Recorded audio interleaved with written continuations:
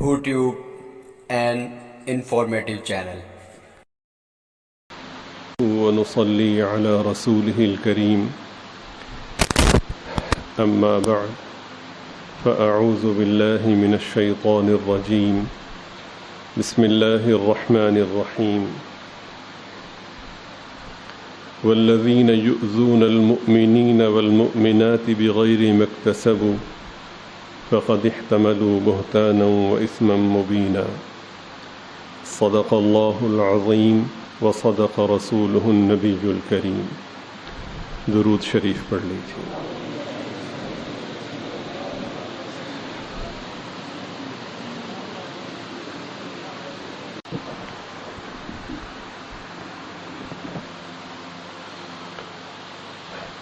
حضرت سیدنا ابو ہریرہ رضی اللہ تعالی عنہ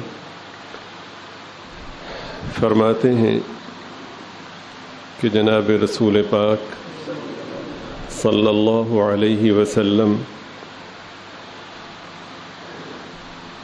تشریف لائے.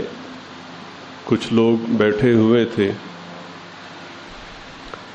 تو آپ صلی اللہ علیہ وسلم نے انہیں مخاطب کر کے ارشاد فرمایا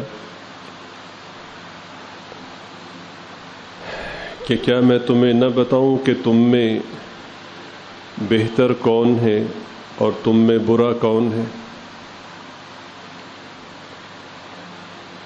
حاضرین سب کے سب خاموش رہے. آپ نے پھر ارشاد فرمایا کہ تم میں اچھا کون ہے اور برا کون ہے، کیا میں تمہیں نہ بتاؤں؟ حاضرین پھر خاموش رہے. سرکار دو عالم صلی اللہ علیہ وسلم نے تیسری بار ارشاد فرمایا کیا میں تمہیں نہ بتاؤں کہ تم میں اچھا کون ہے اور برا کون ہے؟ حاضرین میں سے ایک شخص نے بڑے ادب سے عرض کیا کہ حضور ضرور ارشاد فرمائیں.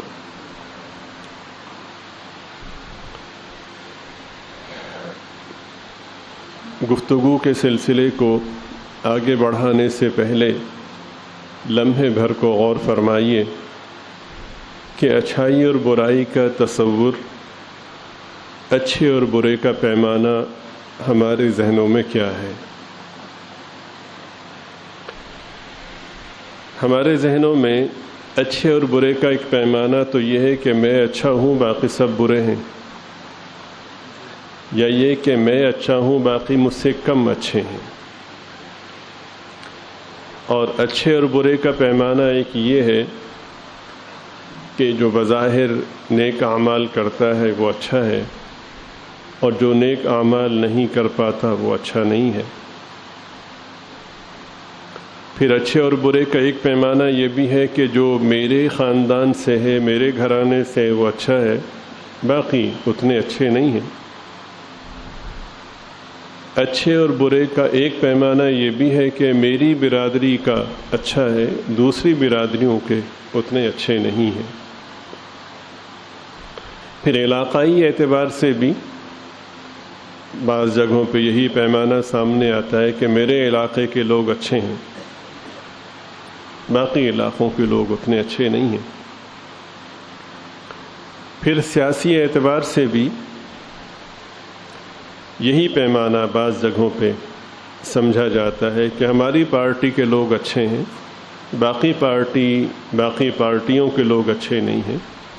چنانچہ اسی بنا پر ہماری پارٹی کا کوئی بھی فرد کوئی بھی برائی کرے ہمیں اس کا دفاع کرنا ہے، اور باقی پارٹیوں کا کوئی بھی فرد کوئی بھی اچھائی کرے ہمیں اس کا رد کرنا ہے. اور پھر بعض اوقات اچھائی کا پیمانہ یہ بھی ہوتا ہے کہ جو ذکر اذکار کرنے والے ہیں، خانقاہ سے منسلک ہیں، تسبیح ہاتھ میں رکھتے ہیں اور صلحاء کا لباس ہے، صلحاء کی شباہت ہے، وہ اچھے ہیں اور باقی لوگ اچھے نہیں ہیں. ایک پیمانہ یہ بھی ہوتا ہے کہ دینی شناخت رکھنے والے اچھے ہیں اور جو لوگ دینی شناخت نہیں رکھتے وہ اچھے نہیں ہیں. اسی کا ایک حصہ یہ بھی ہے کہ ہم مدرسے والے اچھے ہیں، باقی اچھے نہیں ہیں۔ چنانچہ بہت سی خرابیاں جو مختلف مواقع پہ سامنے آتی ہیں وہ اس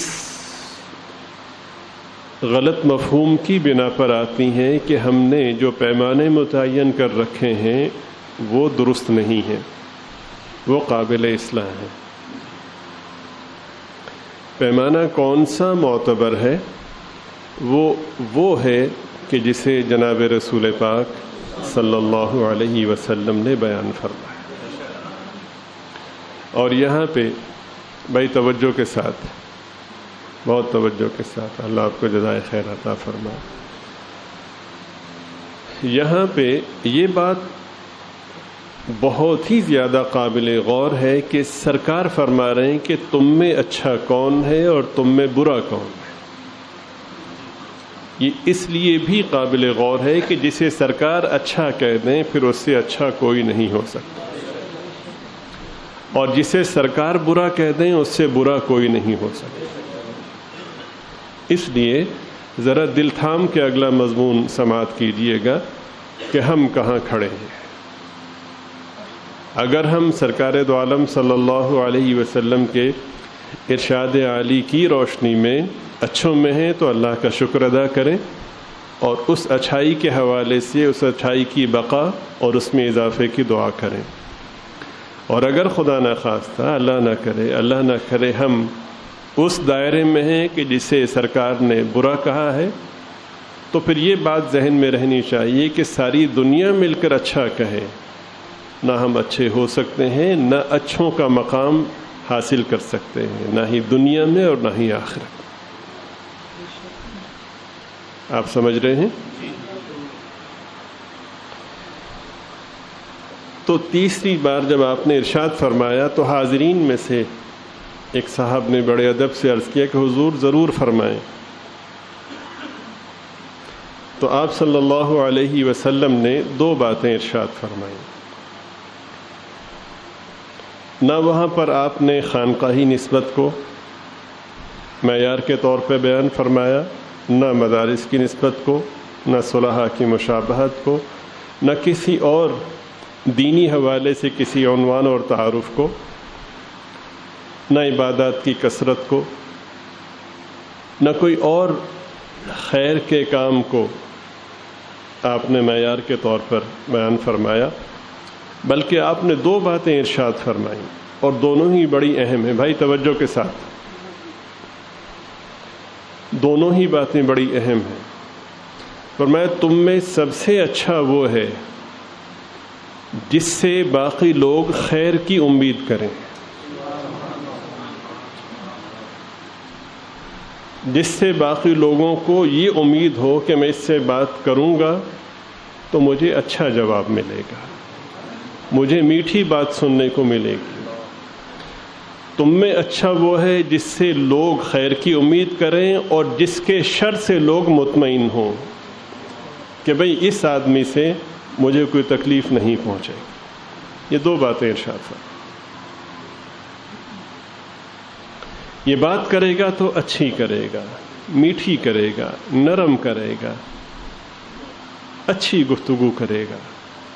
آپ کو معلوم ہے کہ اچھی گفتگو اس صدقے سے کہیں زیادہ بہتر ہے کہ جس صدقے کے ساتھ اذیت اور تکلیف منسلک ہو۔ قول معروف ومغفرۃ خیر من صدقۃ یتبعها اذی۔ یہ آدمی، اس سے مجھے خیر پہنچے گی۔ سادہ لفظوں میں یوں سمجھیں کہ جس کے بارے میں لوگوں کی رائے ہو کہ یہ نہ تو مجھے تکلیف پہنچائے گا اور نہ صرف یہ کہ تکلیف نہیں پہنچائے گا، اگر ہو سکے، اگر ممکن ہوا تو اس سے مجھے راحت ہی پہنچے گی۔ سرکار نے فرمایا کہ جس کے اندر یہ دو خوبیاں ہیں وہ تم میں سب سے بہتر ہے۔ اب مجھے اور آپ کو یہ سوچنا ہے، یہ غور کرنا ہے کہ ہم کہاں کھڑے ہیں، ہم کس میں شامل ہیں۔ پھر ارشاد فرمایا کہ تم میں سب سے برا وہ ہے کہ جس کے بارے میں لوگوں کو یہ اندیشہ ہو کہ اس سے مجھے تکلیف ہی پہنچے گی،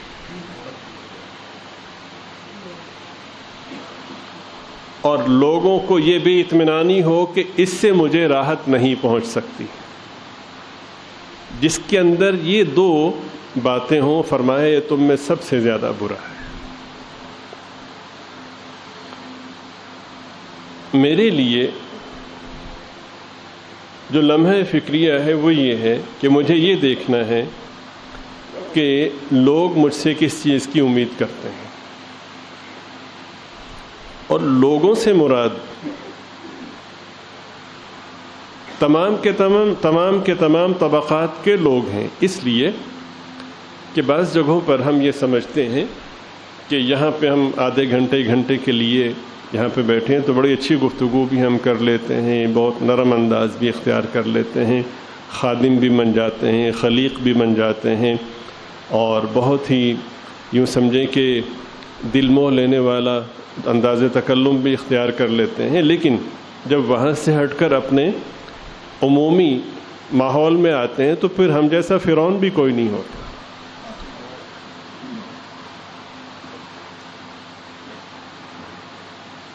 جو ہمارے ماتحت ہے وہ ہم سے خیر کی امید رکھے، جو ہمارے ماتحت ہو سکتا ہے وہ ہم سے خیر کی امید رکھے، اور ہمارے شر سے مطمئن ہو کہ اس سے مجھے تکلیف نہیں پہنچے گی۔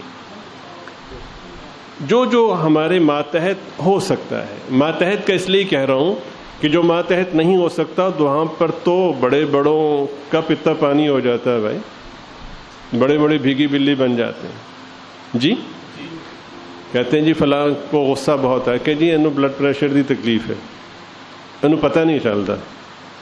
میں کہ ڈی ایس پی کے سامنے انہوں پھر کیویں پتہ چلتا ہے؟ ایسے ہی ہے نا، تھانے دار کے سامنے تو پھر یس سر اور جی حضور، وہاں پہ کیسے پتہ چل جاتا ہے؟ وہاں پہ بلڈ پریشر کیسے کنٹرول ہو جاتا ہے؟ اس کو جی غصہ بہت آتا ہے، اس کو کچھ پتہ نہیں چلتا۔ میں نے کہا کبھی غصے میں اس نے موٹر سائیکل پہ جاتے ہوئے کھمبے کو ٹکر تو نہیں ماری؟ کبھی غصے میں اس نے وہ جو سوئچ کے اندر انگلیاں تو نہیں دی؟ وہاں تو بڑا سیانا ہے۔ آپ سمجھ رہے ہیں نا؟ یہ اللہ تعالیٰ کبھی بھی کسی شخص کو اس کی طاقت سے بڑھ کر کسی حکم کا پابند کرتے ہی نہیں۔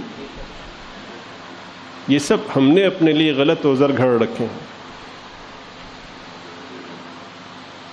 تو جو بھی ماتحت ہو سکتا ہے وہ شخص مجھ سے اگر خیر کی امید رکھتا ہے اور میرے شر سے مطمئن ہے تو سرکار فرماتے ہیں کہ ان صفات والا سب سے بہتر ہے۔ اور اگر ایسا نہیں ہے، میں نے عرض کیا کہ جو بھی ہو، فرض کریں میرے دوستوں کا حلقہ ہے تو وہاں پہ میں ان کے ساتھ اچھی طرح پیش آؤں گا، لیکن جیسے ہی میں گھر میں جاتا ہوں تو وہ گھر میں جا کر میں سمجھتا ہوں کہ میری بیوی وہ میری نوکر اور میری غلام ہے، میری ملازمہ ہے، وہاں پہ برا بھلا کہنا میں اپنا استحقاق سمجھتا ہوں اور انتہائی بدتمیزی سے گفتگو کرتا ہوں۔ یہ نہیں کیا، وہ نہیں کیا، نمک زیادہ ہو گیا، مرچیں زیادہ ہو گئیں، صفائی نہیں کی، بچوں کو نہیں سنبھالا۔ اور یہ تو پھر ذرا نسبتاً بہتر ہے، ورنہ ماں بہن کی گالی دے کے بات کرتے ہیں۔ اور خاتون خانہ بیچاری وہ یہ سوچ کر کہ میری جب نسبت ہوئی تو ماں باپ نے کتنی مشقت سے بندوبست کیا، تو اب میں دوبارہ وہاں جاؤں گی تو میرے ماں باپ جو میرے فرض سے سبکدوش ہونے پر جو سکھ کا سانس لے رہے تھے وہ دوبارہ اذیت میں مبتلا ہو جائیں گے۔ وہ اسی بنا پر ساری مشقتیں، ساری تکلیفیں، ساری بدتمیزیاں برداشت کریں، جبکہ حقیقت یہ ہے کہ گھر والوں کے ساتھ حسن سلوک اگر ہو تو یہ مستقل ایک معیار ہے۔ چنانچہ ایک خاص مفہوم کو تمہید کے طور پہ عرض کر کے میں آپ کی خدمت میں اگلی بات عرض کرتا ہوں کہ تکمیل ایمان کی ایک خاص صورت جو کسی ذریعے سے حاصل نہیں ہو سکتی، نہ ذکر اذکار کے ذریعے سے، نہ مجاہدات کے ذریعے سے، نہ مراقبات کے ذریعے سے، نہ ہی ریاضتوں کے ذریعے سے، نہ ہی چلہ کشی کے ذریعے سے، وہ صرف اور صرف گھر والوں کے ساتھ حسن سلوک کے نتیجے میں حاصل ہوتی ہے۔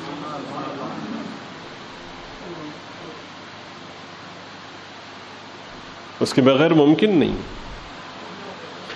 گزشتہ نشست میں آپ لوگوں نے سماعت فرمایا کہ وہ 3 لوگ آپ صلی اللہ علیہ وسلم کی ازواج مطہرات کے گھروں میں یعنی ان کی خدمت میں حاضر ہوئے اور انہوں نے آپ صلی اللہ علیہ وسلم کے معمولات مبارکہ کے بارے میں پوچھا۔ اس کے اندر جو بہت بڑی حکمت ہے وہ یہ ہے کہ معمولات مبارکہ باقی تو لوگوں کے سامنے ہیں ہی، جو گھر کے معمولات ہیں ان کے بارے میں صرف اور صرف اہلیہ ہی جانتی ہیں، اور وہی سب سے بڑے معیار ہے۔ اللہ تعالیٰ نے ارشاد فرمایا کہ ہن لباس لکم وانتم لباس لہن، تم ان کے لباس ہو اور وہ تمہارے لباس ہیں، وہ تمہاری لباس ہیں۔ لباس کے جہاں بہت سے فوائد ہیں، ایک فائدہ یہ ہے کہ لباس عیبوں کو ڈھک دیتا ہے، ٹھیک ہے؟ اس لباس کے نیچے کیا کیا عیب ہیں وہ ڈھک دیتا ہے۔ میاں بیوی سے تقاضا یہ رکھا گیا ہے عمومی اعتبار سے کہ اگر بشری اعتبار سے کسی سے کوئی کوتاہی ہو جائے تو وہ منظر نامے پہ اس کو ڈھک دے، اس پر پردہ ڈال دے۔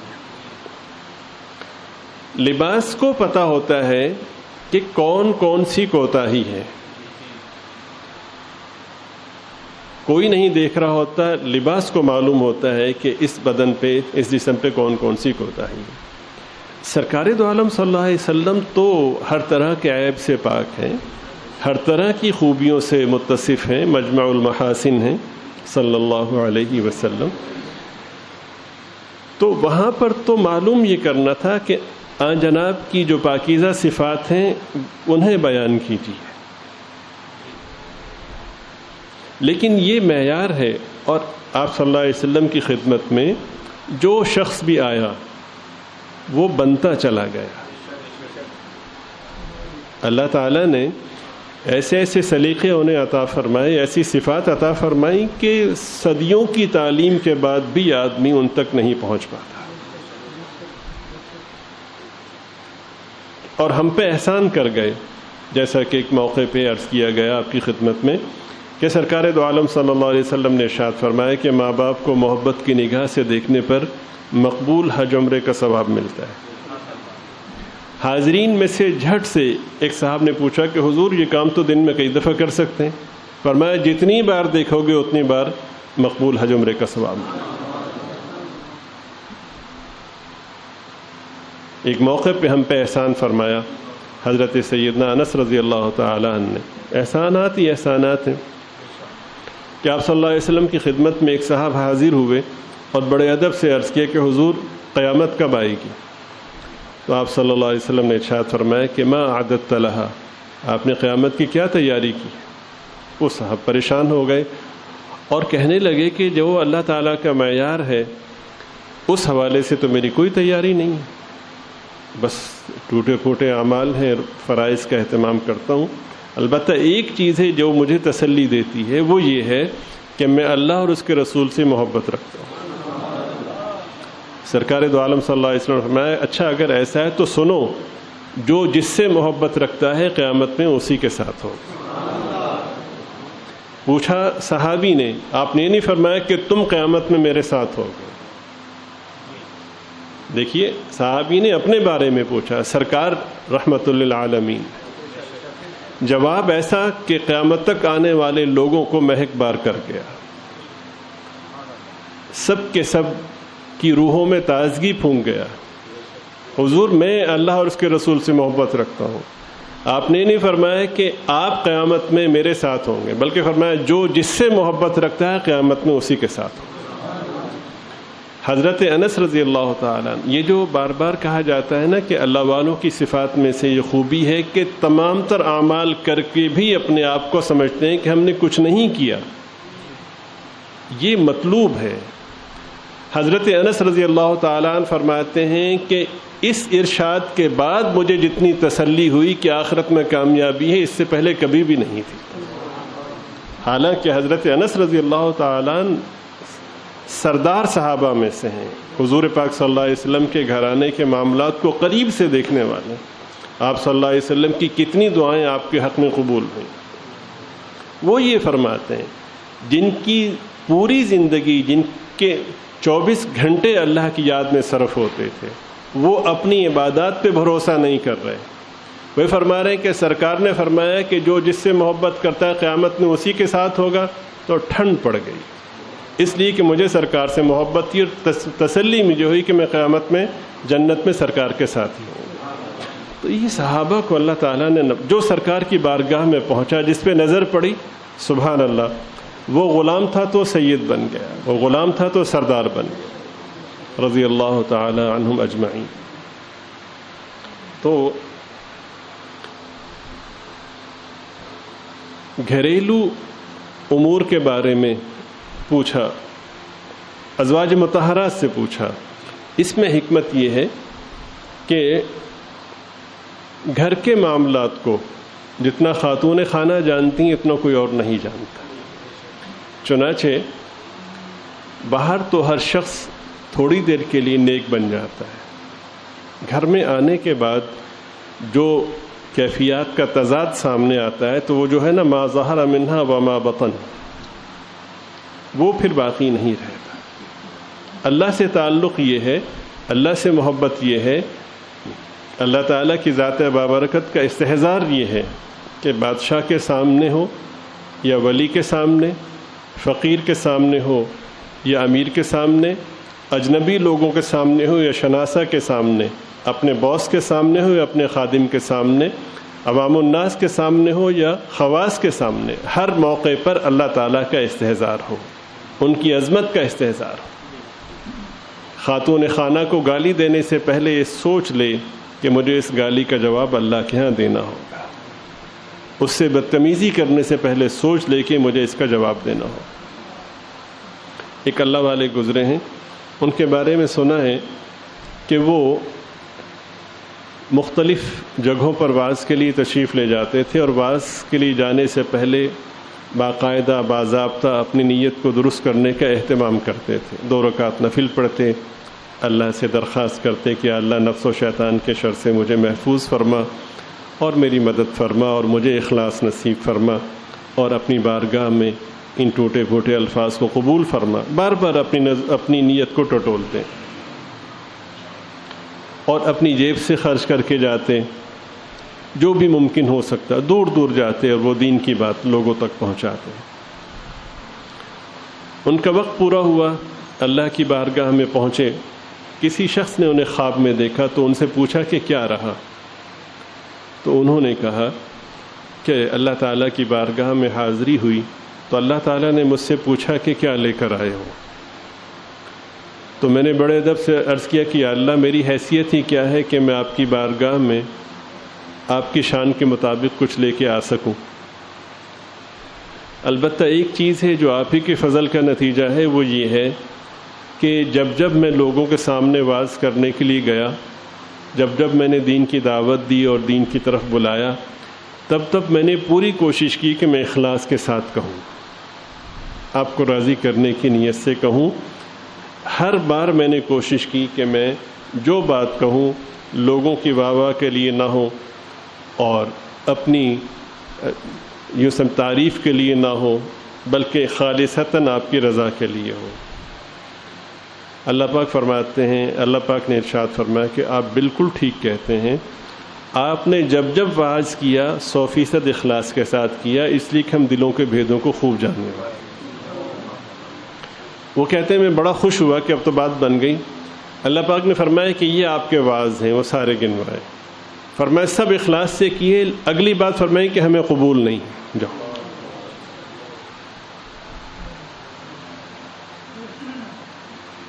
کہتے ہیں میں بہت پریشان ہوں، میں صفر پہ کھڑا تھا، تو میں نے ہاتھ جوڑ لی کہ اللہ مجھے معاف کر دیجیے۔ اللہ پاک نے فرمایا کہ ایک بھی وعظ ہمارے ہاں قبولیت نہیں حاصل کر پایا، لیکن پھر بھی ہم تمہاری بخشش کرتے ہیں صرف ایک واقعے کی بنا پر، وہ یہ ہے کہ ایک رات تم واز کر کے جب واپس لوٹے تو تاخیر ہو گئی تھی، گھر پہنچے تو تمہاری اہلیہ کا معمول تھا کہ جب تم واپس آتے تو تمہاری اہلیہ کھانے میں تمہارا انتظار کرتی، کتنی تاخیر کیوں نہ ہو جاتی۔ وہ یہ سوچ کر کہ بہت نیک ہیں، اللہ کے لیے جاتے ہیں، واعظ و نصیحت کرتے ہیں، وہ بیچاری اپنی آخرت کے حوالے سے فکر مند ہوتی کہ خدمت میں کمی نہ ہو جائے، وہ تمہاری خوب خدمت کرتی تھیں۔ تو جب تک تم نہیں پہنچتے تھے وہ خود بھی کھانا نہیں کھاتی تھیں اور تمہارے لیے منتظر رہتی تھیں، پہنچنے پہ کھانا گرم کر کے پیش کرتی تھیں۔ ایک رات ایسا ہوا کہ تمہیں خاصی تاخیر ہو گئی، جب تم گھر پہنچے تو وہ انتظار کرتے کرتے سو گئیں، تو تمہیں بھوک لگی ہوئی تھی، تو تم نے ایک دفعہ تو سوچا کہ اٹھاؤں، پھر ساتھ ہی خیال کیا کہ تھکی ہوئی ہیں، چلے کوئی بات نہیں، جب یہ خود ہی اٹھیں گی تو پھر کھانا کھا لیں گے۔ تو تم انتظار کرتے رہے یہاں تک کہ وہ رات بھر سوتی رہیں۔ صبح وہ اٹھیں تو تم نے انہیں مشقت اور تکلیف کی بنا پر کہ انہیں نہ ہو، انہیں نہیں اٹھایا اور اس رات فاقہ کیا اور ان کا خیال کیا۔ اس عمل کی برکت سے ہم تمہاری بخشش کرتے ہیں۔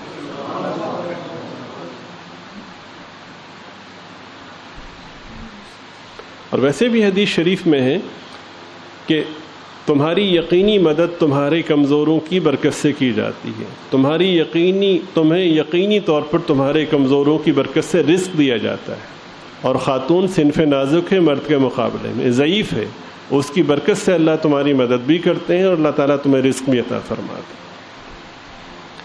تو باہر ہم نے تسبیح ہاتھ میں رکھی ہوئی ہوتی ہے، بڑے خطیب ہیں، بڑے مبلغ ہیں، بڑے مدرس ہیں اور بڑے مجاہد ہیں، بڑے مفتی ہیں وغیرہ وغیرہ، اور گھر میں آ کر انداز ہی بدل جاتا ہے۔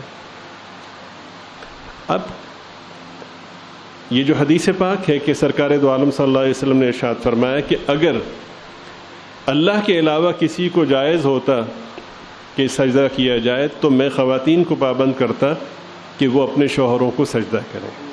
اب یہ تو ہمیں سمجھ میں بات آتی ہے، ہم اس حدیث پاک کو بیان کرتے ہیں، لیکن یہ بھول جاتے ہیں کہ جسے سجدہ کیا جا رہا ہے اس کی صفات کیا ہیں، اور مردوں کو پابند کیا گیا ہے کہ تخلقوا باخلاق اللہ۔ اس کی صفات یہ ہے کہ تمام تر کوتاہیوں کے ہوتے ہوئے درگزر سے کام لو۔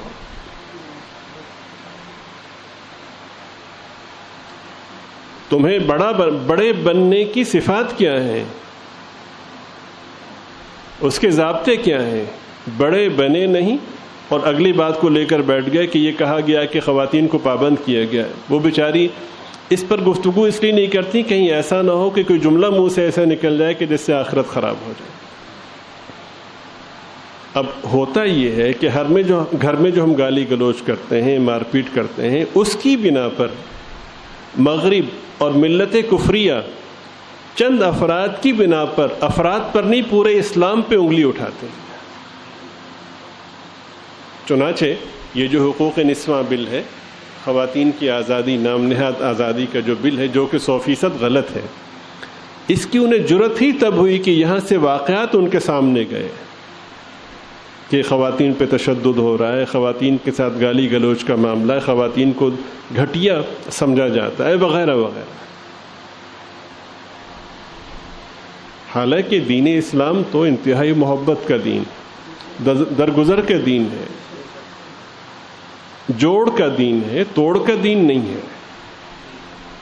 اور ہم بھی اتنے عجیب و غریب لوگ ہیں کہ خواتین کے حقوق کو اپنے حساب سے سمجھنے کی کوشش کرتے ہیں، شریعت مطہرہ کے ضابطوں کو سامنے رکھتے ہوئے نہیں سمجھتے۔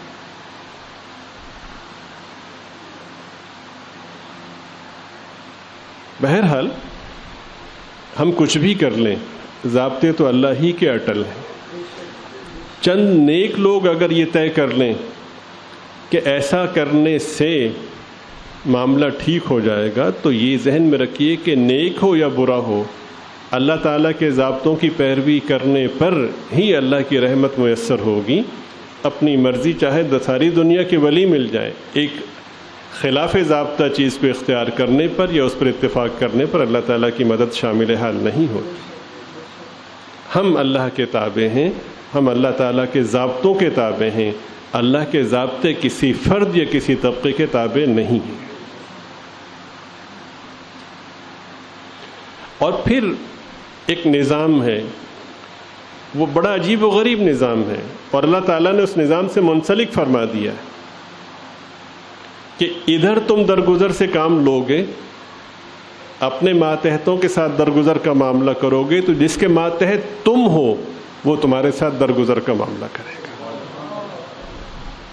منسلک کر دیا، نظام کا حصہ بنا دیا۔ بھائی توجہ کے ساتھ، تم اگر درگزر کرو گے، بیویاں تمہارے ماتحت ہیں، ملازمین تمہارے ماتحت ہیں، مریدین تمہارے ماتحت ہیں، شاگرد تمہارے ماتحت ہیں، کمزور لوگ تمہارے ماتحت ہیں، جو تمہیں بہتر سمجھتے ہیں وہ کسی حد تک تمہارے ماتحت، تم ان سے درگزر کا معاملہ کرو گے تو جن کے تم ماتحت ہو وہ تمہارے ساتھ درگزر کا معاملہ کریں گے۔ تم اگر قرید کرو گے اس سے یہ غلطی ہوئی، اس کو سزا دینی ہے، تو پھر تمہارے ساتھ بھی یہی معاملہ ہوگا، تم سے یہ غلطی ہوئی تمہیں یہ سزا ملے گی۔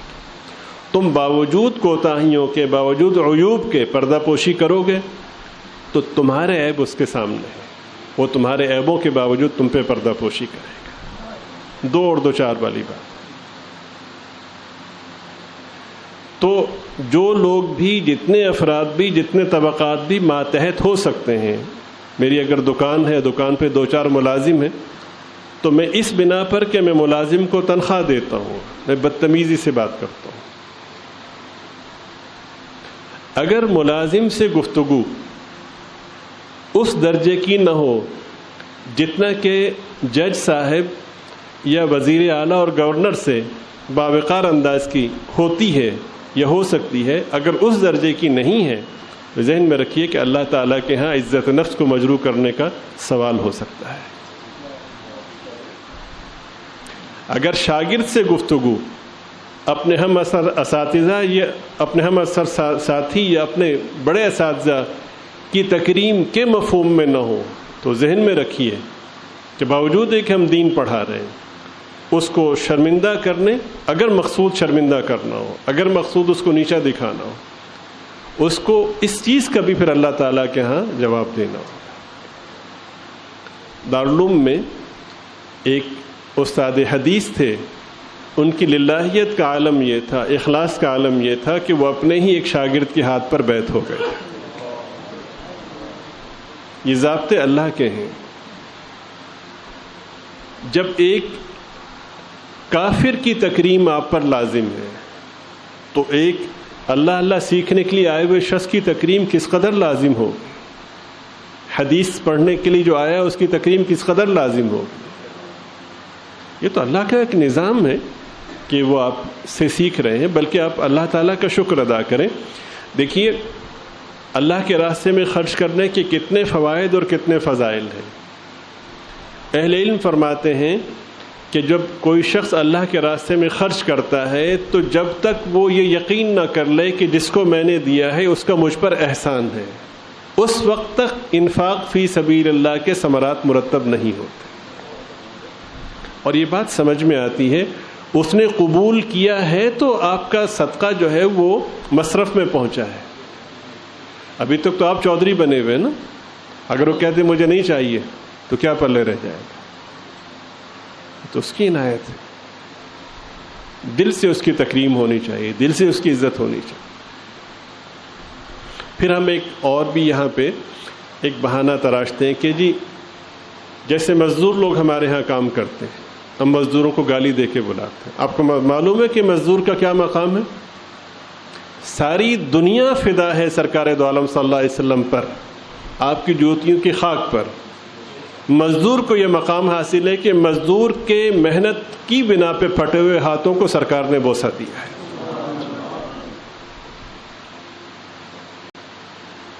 یہ مزدور کو مقام میں سے سرکار نے فرمایا کہ کبھی میں نہ ملوں تو مجھے ان مزدوروں میں تلاش کرنا، ابغونی فی الضعفاء، یہ مقام ہے۔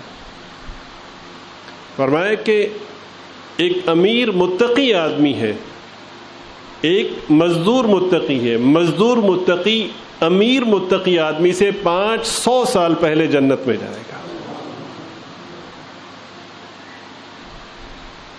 ہم نے سوچا مزدور ہے، اس بیچارے نے کام کرنا ہی کرنا، اس بیچارے نے کرنا ہی ہے. ہم اس کو گالی دے کے بلاتے ہیں، بدتمیزی سے بلاتے ہیں، بہانہ یہ تراشتے ہیں کہ اگر ایسا نہ کریں تو وہ کام نہیں کرے گا. بہانہ یہ تراشتے ہیں کہ اگر اس شاگرد کو سزا نہ دی تو اس نے یاد نہیں کرنا، اتنے دن سے تنگ کر رہا ہے. یہ آپ اس کی اصلاح نہیں کر رہے بلکہ اپنا غبار نکال رہے ہیں کہ اس کمبخت نے اتنے دن سے تنگ کیا ہوا، سبق ہی نہیں سنا رہا.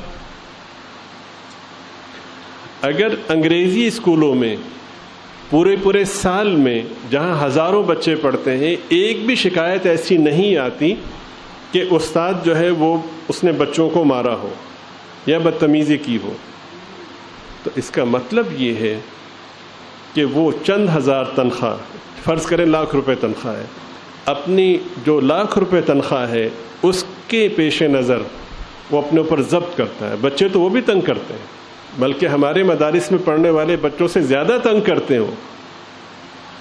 ₹1,00,000 تنخواہ اگر تصور کریں کی بنا پر وہ ان کی بدتمیزیوں کو برداشت کرتا ہے، پورا سبق بھی سکھاتا ہے، پڑھاتا ہے، تربیت بھی کرتا ہے، اس کا مطلب صلاحیت تو ہے. دینی دائروں میں جو ہم کام کر رہے ہیں ہماری تنخواہ تو اس سے کروڑہا گنا زیادہ ہے.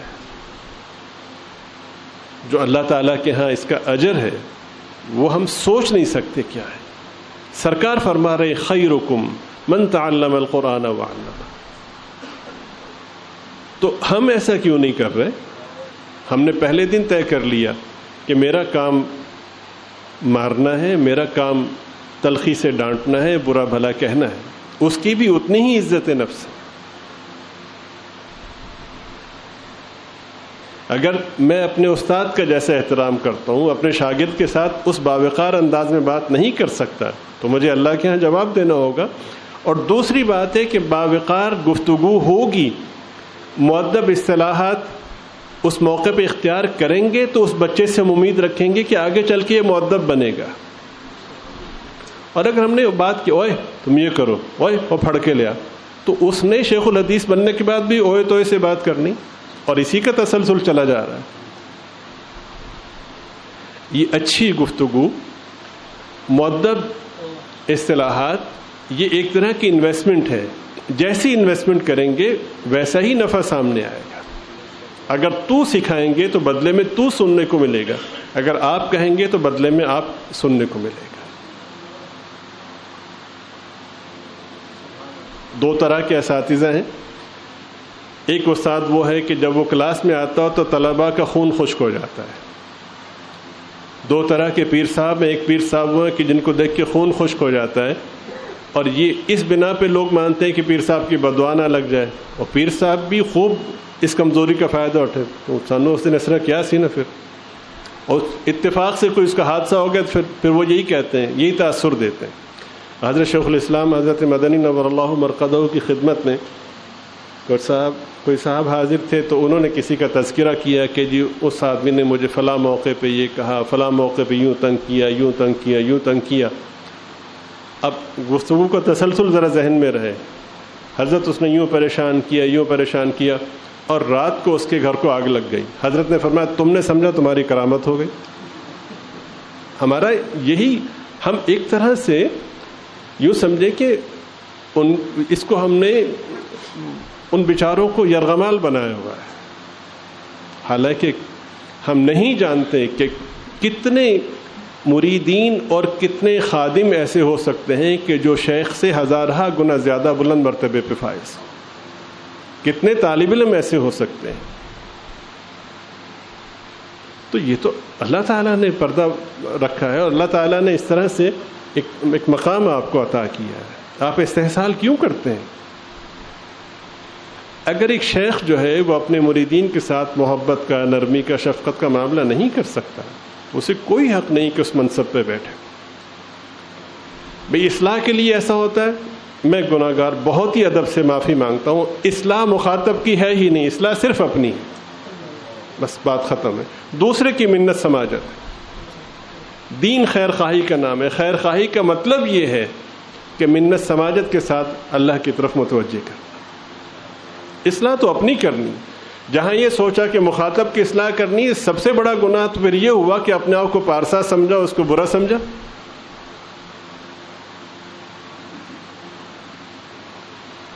تو بدتمیزی کی دین میں گنجائش نہیں، تلخی کی دین میں گنجائش نہیں ہے. سرکار دو عالم صلی اللہ علیہ وسلم نے تمام صحابہ کی اصلاح فرمائی، انتہائی محبت کے ساتھ اصلاح فرمائی، انتہائی شفقت کے ساتھ اصلاح فرمائی. مخالفین کی، کفار کی خوشامد کر رہے ہیں، اس لیے کہ دین خیر خواہی کا نام. تو ہم پتہ نہیں کہاں سے کہاں پہنچ گئے ہیں اور ہم نے کن چیزوں کو ضابطہ سمجھ لیا ہے. ایسا نہیں. اصلاح اپنی ہے. صرف مجھے ہر وقت یہ سوچنا ہے کہ مجھ میں کیا کیا خامیاں ہیں اور وہ خامیاں کیسے دور ہو سکتی ہیں. اس کے لیے مجھے فکر مند ہونا اور اللہ تعالیٰ سے بھیک مانگنا اور اس پر شکر ادا کرنا ہے کہ یہ لوگ سارے کے سارے مجھے نیک سمجھ رہے ہیں، اور دعا کرنی کہ اللہ تعالیٰ مجھے بھی اور ان جو مجھ سے امید رکھتے ہیں اللہ تعالیٰ توقع سے بڑھ کے ہم سب کو کامیابیوں سے ہمکنار فرمائے اور اپنی رحمت شامل حال فرمائے. اس کے علاوہ باقی آج رات میں چوتھے آسمان پر تھا اور میں نے یہ کیا اور میں نے فلاں کیا، کم از کم ہمارے اکابر کے ہاں یہ تصور کامل نہیں ہے. ہمارے اکابر کے ہاں تصوف کا جو تصور ہے وہ صرف اور صرف یہ ہے کہ اعمال مسنونہ میں اخلاص پیدا ہو جائے. اعمال مسنونہ میں اخلاص پیدا کرنے کی محنت کو تصوف کہا جاتا ہے. ہمارے ہاں تصوف کی بنیاد، تصوف کا اول اور تصوف کا آخر یہ ہے کہ دوسرے شخص کا اکرام کرنے والا بن جائے. کسی شخص نے ایک ہمارے تبلیغی بزرگ سے پوچھا کہ کہا جاتا ہے کہ 73 فرقے ہوں گے تو 72 جہنم میں جائیں گے، ایک جنت میں جائے گا، وہ جنت والا کون سا ہوگا؟ اب ہم سب کا جواب یہ ہوتا ہے کہ ہمارا فرقہ جنتی، باقی غلط.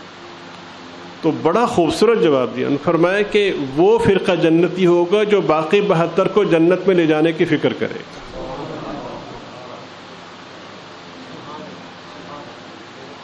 اتنی سی بات ہے. حدیث شریف میں ہے کہ حرام کر دی گئی ہے یہ بات کہ کسی کے بارے میں بدگمانی کی جائے. اچھی توجہ کیجیے، جیسا کہ ہم اپنے مفادات کے موقع پہ کرتے ہیں. وہ ہمارے حضرت جی رحمۃ اللہ علیہ فرمایا کرتے تھے جب الیکشن کا موقع آتا ہے نا، کہتے ہیں نا کہ بھئی اس سے برداشت نہیں ہوتا، فلاں نہیں ہوتا. اللہ کے لیے برداشت کرنا، اللہ کے لیے کڑوی کسیلی سننا، اس پر اللہ پاک نوازتے ہیں. ہر شخص میں صلاحیت ہوتی کہ وہ برداشت کرے اور وہ کرتا ہے. اللہ کے لیے کر لے تو اللہ تعالیٰ باقی لوگوں کی کڑوی کسیلی سے محفوظ فرما دیتے ہیں. نہیں کرتا تو پھر اس کو جگہ جگہ سننا پڑتا ہے. وہ جب الیکشن قریب آتا ہے تو پھر وہ مختلف جو سیاستدان ہیں، امیدوار جو ہوتے ہیں، وہ گھر گھر جاتے ہیں. اب پچھلے 5 سال تو اس نے پلٹ کے نہیں دیکھا تھا اور کبھی اس کی بات نہیں سنی تھی، یہ بھی خار کھائے بیٹھا تھا. اس کو پتہ چلا کہ وہ 6 گھر پیچھے ہے، تھوڑی دیر تک میرے گھر پہ آئے گا تو یہ جان بوجھ کے دروازہ بند کر کے صحن میں چارپائی بچھاتا ہے تاکہ اس کے آنے کا مجھے پتہ بھی چل جائے، اور کنڈی لگا لیتا ہے اندر. اب میں تھوڑی تبدیلی کے ساتھ، اس لیے کہ اس نے جو اپنے 5 سال کا قرضہ جن مغلظات سے اتارا تھا وہ میرے لیے مشکل ہے کہنا. تو اب وہ توقع کے مطابق جب وہ آیا تو اس نے دروازہ کھٹکھٹایا. اس کو پتہ تھا کہ وہ ہے اور اپنے ساتھیوں کے ساتھ ہے. تو اندر سے کہتا ہے او کیڑا کمینہ ہے یہ، جو میں نے بڑا پنجابی کہتا ہتھوڑا رکھیا، وہ میں نے کہا. تو وہ باہر کھڑا ہو کہتا ہے چور صاحب تہاڈا خادم آیا. اب ضبط کی انتہا دیکھیں. یہ وہ ہے کہ جسے اگلے الیکشن میں آنا ہے، آگے چل کے وزیر بننا ہے، اور ہو سکتا ہے ابھی بھی وزیر ہو اور اگلی وزارت کا امیدوار ہو. اس کے اندر اتنی صلاحیت ہے کہ معاشرے کا سب سے کمزور فرد بھرے مجمع کے سامنے، لوگوں کے سامنے بھرے مجمع میں یہ کہہ رہا ہے کیڑا کمینہ ہے. اور یہ نہ صرف یہ کہ یہ نہیں کہہ رہا تینوں تمیز نہیں، بلکہ نہ صرف یہ کہ یہ نہیں کہہ رہا، اعتراض نہیں کر رہا، گلہ نہیں کر رہا، بلکہ کہتا ہے چور صاحب تہاڈا خادم. اب میں نام لوں گا تو آپ کہیں گے جی آپ فلاں جماعت کے خلاف ہیں، اس کی ضرورت نہیں ہے. اتنی صلاحیت ہے اپنے مفاد کے لیے. میرے اور آپ کے سامنے ایک مفاد ہے کہ میرا رب راضی ہو جائے.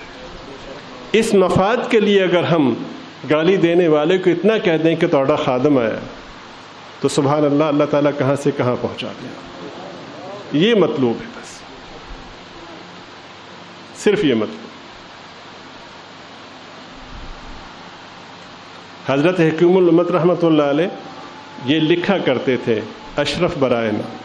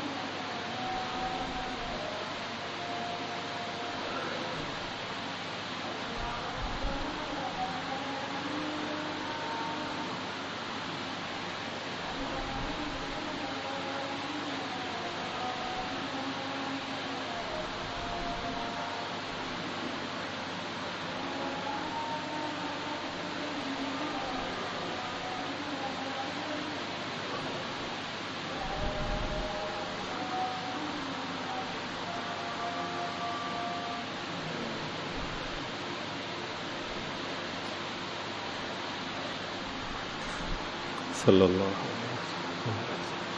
استاد آئے تو طلبہ کھل اٹھیں، سکون ہو جائے دیکھ کر، اور یہ تسلی ہو کہ ہماری گرفت نہیں ہوگی۔ اور یہ ممکن ہے جب استاد اپنے شاگردوں کو اپنی اولاد سمجھ کر کے پڑھائے۔ اولاد 100 دفعہ غلطی کرے، ماں باپ پھر بھی خیر خواہی کا جذبہ ہی رکھتے ہیں۔ یہ نہیں کہ استاد آئے تو کیونکہ ہم مدرسے میں رہتے ہیں تو اب بادل ناخواستہ پڑھنا ہی ہے۔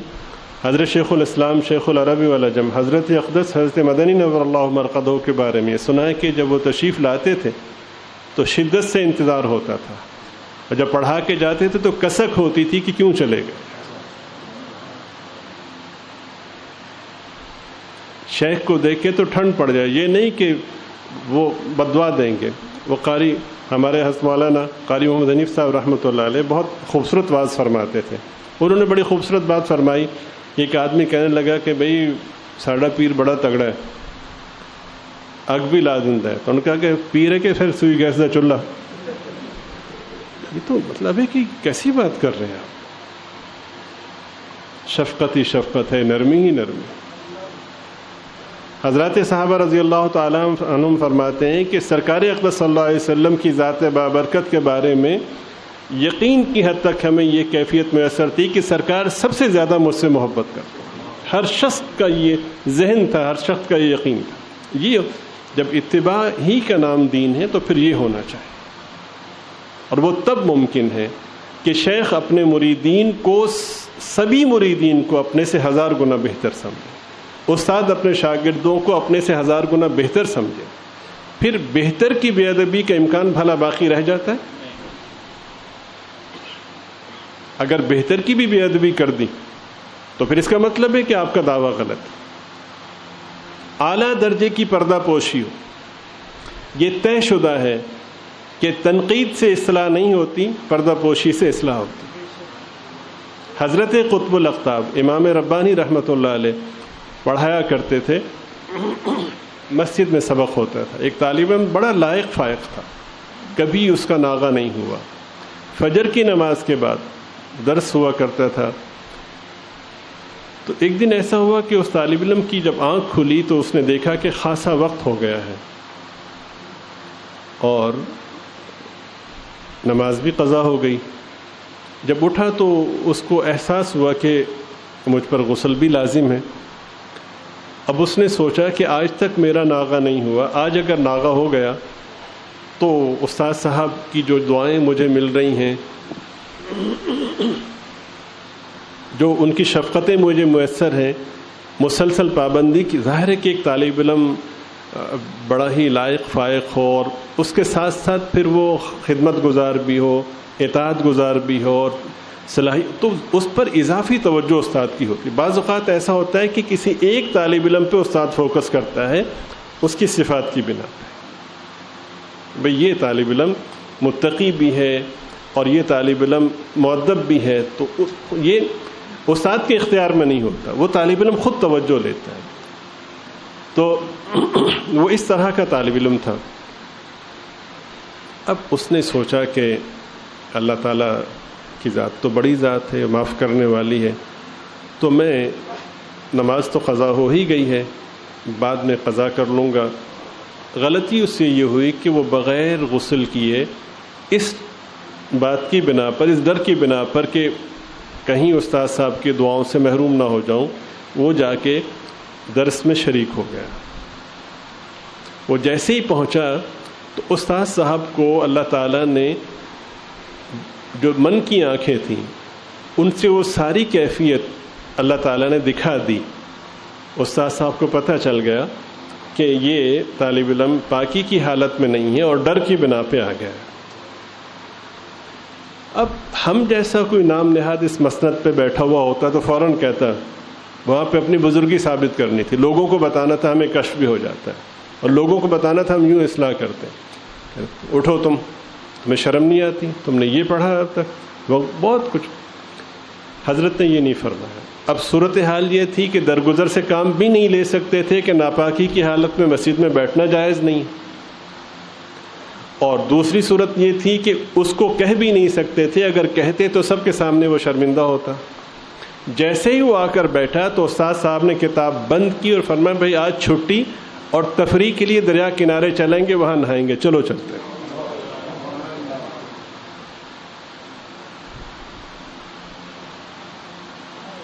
آپ سمجھ رہے ہیں؟ ایک صاحب فرمانے لگے کہ میرے ماں باپ وہ ہیں جو مجھے آسمان سے زمین پہ لائے، اور میرے استاد وہ ہیں جو مجھے زمین سے آسمان پہ لے کر گئے۔ سرکار فرماتے ہیں کہ انما بعثت معلما، اللہ نے مجھے معلم بنا کر کے بھیجا ہے۔ معلم کیسا ہونا چاہیے؟ جیسی سرکار کی صفات ہیں ویسی اختیار کرنے کی کوشش کی جائے۔ اگر درگزر کر سکتے ہیں، چشم پوشی کر سکتے ہیں، عیبوں پہ پردہ ڈال سکتے ہیں، تو پھر اس منصب پہ آئیے۔ اپنے سے بہتر سمجھ سکتے ہیں تو آئیے۔ خیر، ارشاد عالی کہ تم میں سب سے بہتر وہ ہے کہ جس سے لوگوں کو خیر کی توقع ہو۔ لوگوں میں بیوی بھی شامل ہے، لوگوں میں بچے بھی شامل ہیں، لوگوں میں مزدور بھی شامل ہیں، دکان کے ملازم بھی شامل ہیں، محلے کے وہ لوگ جو اپنے آپ کو کمتر سمجھتے ہیں وہ بھی شامل ہیں، عوام الناس بھی شامل ہیں۔ جو آپ سے خیر کی امید رکھ سکتا ہے، اگر وہ آپ سے خیر کے حوالے سے، حصول خیر کے حوالے سے پر امید ہے اور آپ کے شر سے حفاظت کے حوالے سے مطمئن ہے، تو پھر سرکار فرماتے ہیں تم سب سے بہتر ہو۔ اور اگر ایسا نہیں ہے تو پھر سارے کے سارے اعمال کتنے ہی کیوں نہ کر لیں، پھر تم اپنے دائرے میں اپنے خیال میں تو بہتر ہو، لیکن سرکار کے معیار کے مطابق تم بہتر نہیں۔ بہت سے لوگ کہتے ہیں کہ جی پھر مزدور کام نہیں کرتے، تو بھئی آپ یہ کام چھوڑ دیں، کس نے کہا آپ سے؟ آپ ایک تقاضے کو پورا کرنے کے لیے اپنی آخرت کو قیمت کے طور پہ دے رہے ہیں، چھوڑ دیجیے آپ۔ توہین کی، اذیت کی گنجائش نہیں۔ ایک صاحب سرکار دو عالم صلی اللہ علیہ وسلم کی خدمت میں حاضر ہوئے، اس موقع پر کچھ بچے بارگاہ اقدس میں حاضر تھے اور سرکار دو عالم صلی اللہ علیہ وسلم ان سے کھیل رہے تھے، انہیں پیار کر رہے تھے۔ تو وہ صاحب آئے تو آ کر کہنے لگے کہ حضور آپ تو بچوں سے بڑی محبت کر رہے ہیں، ہم تو محبت نہیں کرتے، یعنی جب معاذ اللہ بھی ہمارا تو بڑا کھڑکا دڑکا ہے، آپ اتنی محبت کریں۔ سرکار دو عالم صلی اللہ علیہ وسلم نے جو جملہ ارشاد فرمایا وہ آپ کی کثرت کو بیان کرتا ہے۔ فرمایا اگر تیرے دل سے اللہ نے رحمت نکال دی تو میں کیا کروں؟